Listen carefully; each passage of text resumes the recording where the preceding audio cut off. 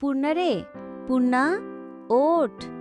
পূর্ণা পিট পিট করে চোখ খুলে আবার ঘুমিয়ে যাচ্ছে।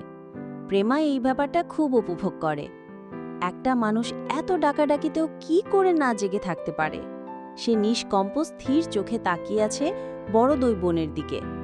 হেমলতা হাতে বাঁশের কঞ্চি নিয়ে ঘরে ঢুকেন। তা দেখে পদ্মজা পূর্ণাকে জোরে চিমটি দিল। পূর্ণা মুখে বিরক্তিকর আওয়াজ তুলে আবার ঘুমে তলিয়ে গেল। তুই সর পদ্ম, ও মারের যোগ্য, পিটিয়ে ওর ঘুম ছুটাতে হবে। পদ্মজা মায়ের উপর কিছু বলার সাহস পেল না, দূরে গিয়ে দাঁড়ালো। হেমলতা পূর্ণার পায়ের গোড়ালিতে বাড়ি দেন। প্যাচ করে আওয়াজ হয়। পদ্মজা ভয়ে চোখ বুজে ফেলল। পা ছিঁড়ে গেছে বোধহয়। ঘুমন্ত পূর্ণার মস্তিষ্ক জানান দেয় আম্মা এসেছেন এবং তিনি আঘাত করেছেন। সে চোখ খোলার আগে দ্রুত উঠে বসল।